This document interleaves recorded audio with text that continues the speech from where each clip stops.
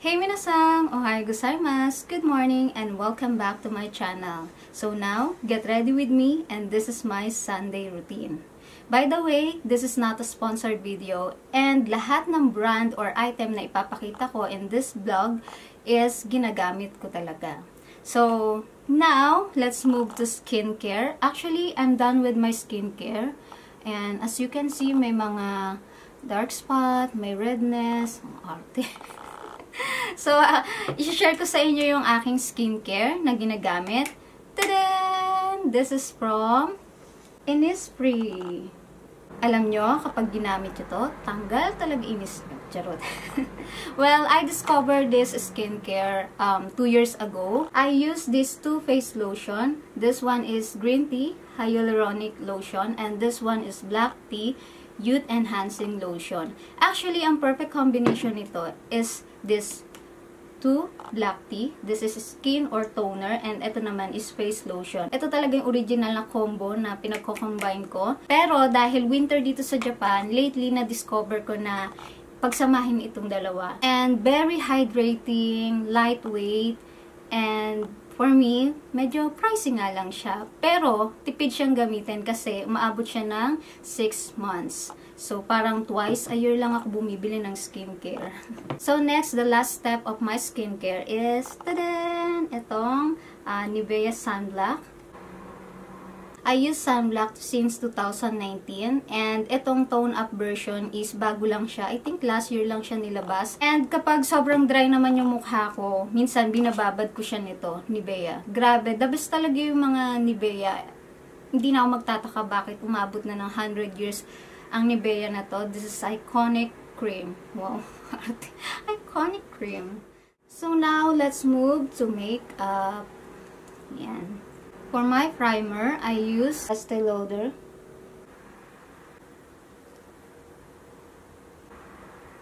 And for my foundation, I use Estee Lauder.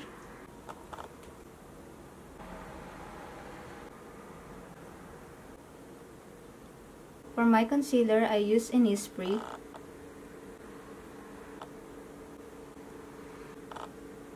For my blush on, I use Ever Bilena Lip and Cheek Tint. For my eyebrow, I use Cezanne. They say kilay is life. Ito ko lang na-discover, yung para siyang mascara sa sa kilay. Mascara sa kilay. And as you can see, nung bata ako, pinaglaruan ko yung pang-ahit ng tatay ko. So, inahit ko yan, tapos natanggal yung laman. Simula nun, hindi na siya tinubuan ng buhok. Kaya, ang ginagawa ko dyan, tinatakpan ko siya sa dulo. Diba, nawala. Sa dulo lang ako naglalagay kasi pag sobrang napakapal na, ang pangit na niyang tignan. Next, I use Cezanne Loose Powder. Next, I use Curler and Mascara. This is from Heron Make.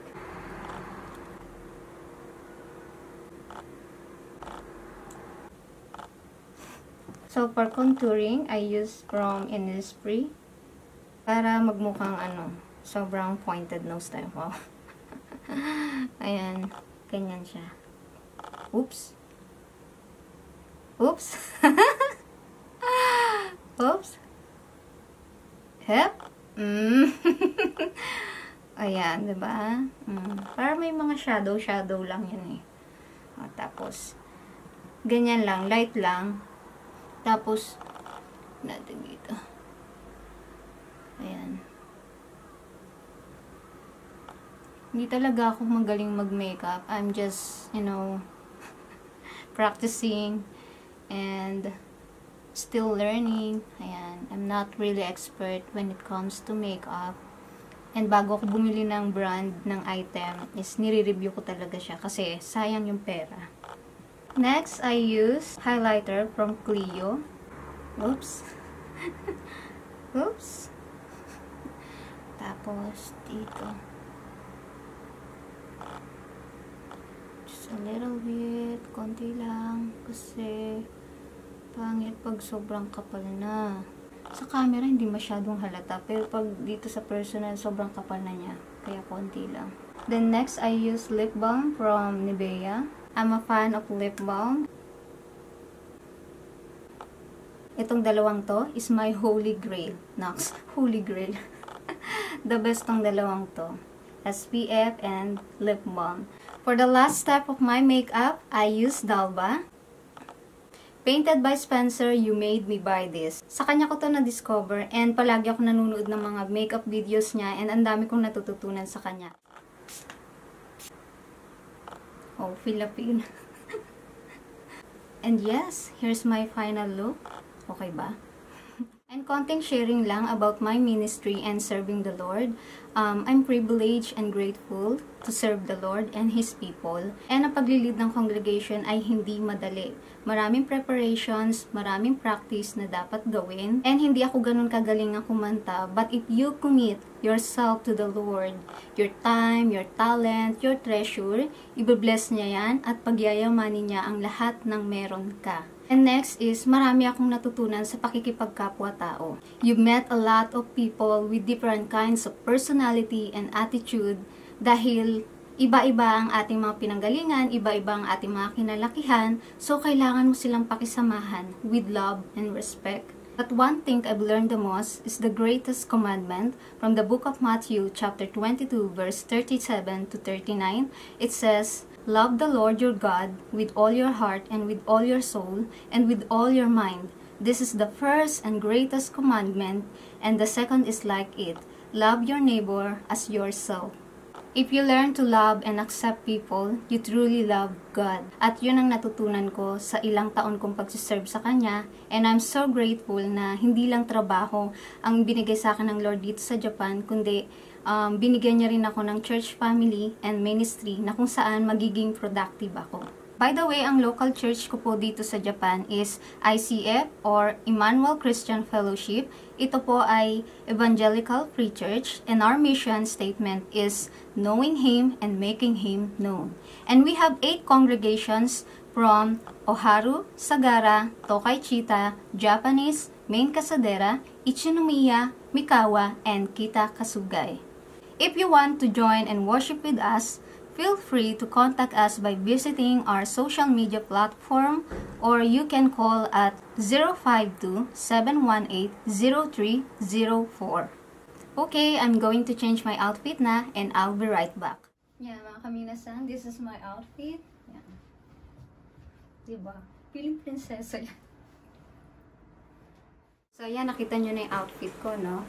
So, ngayon naman, papaktok sa inyo kung ano yung gamit kong bag. Tadaan! Hindi naman to branded bag. Basta simpleng bag lang to.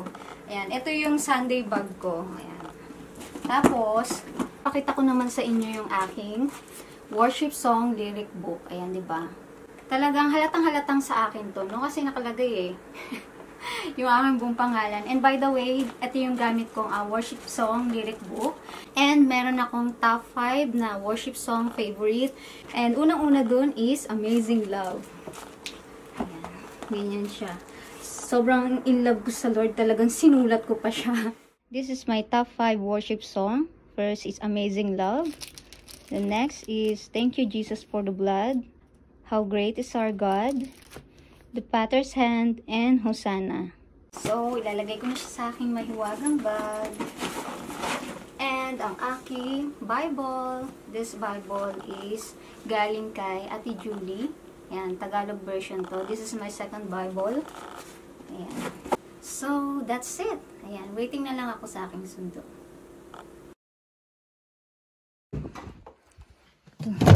Let's see. The grahams and the spaghetti.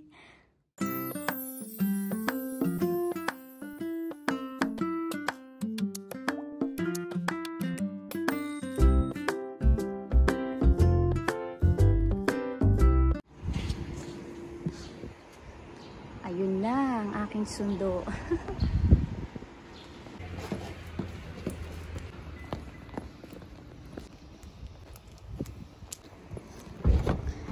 Happy birthday to you. Ohayo. Gift ko sa'yo. Oo nga pala. Ohayo. Ohayo. Ohayo ka rin. Ohayo ka din. Of course.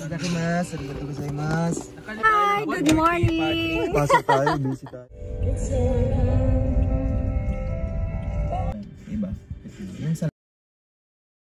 yung church namin. Ayan. Tadan! Uy, saktong 8 na. Oh, magsa-set up na tayo, guys. Happy birthday. Oh, Tanjobi, amen. Happy birthday! Mabuhay ka hanggat gusto mo, ha? So, mabuhay hanggang sa katapusan ng mundo. Next.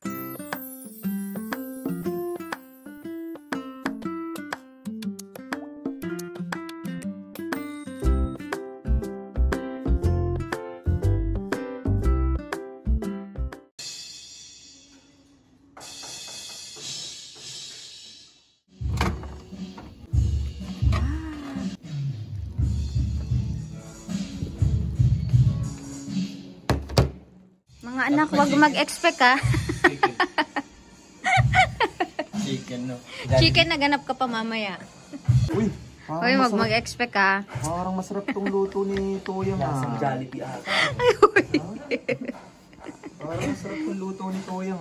Parang Bye-bye. Jollibee, ah. Pagmamahal daw yan. May kasama bang pagmamahal to? Of course. Hindi nga ako nakaramdam ng pagod, Nox. Dapat laging birthday ni Patrick, eh. Oo nga, para linggo-linggo na. Oy. Oo, birthday niya ngayon. Mga February. Dapat hindi na nakapastil to dito. Yan kasi malalaman, eh. Birthday ata ni Wala na siya sa kalendaryo. Wala. Ayun, totoo, para ma-improve ko pa May next kasama daw time. itong pagmamahal. O, i-judge nyo, yung totoo. Tikman natin Para ito. ano, alam ko yung i-improve ko next time. Maasim. Wala pa nga. Naging maasim. Lahat Ano? pa naman sa akin masarap. Yung totoo, ha? Ayoko ng liar. Ano? Bayan? Ba't may matamis? May counting ka. Anong lagyan mo? Siyempre, kailangan may pagka-sweets and spicy and something, with love. Hindi, mamaya ako sasabihin. Ano? Yes, I love paminta. Pamintang buo. Paminta lang yan, di ba? Ha, kain na kayo mabuti.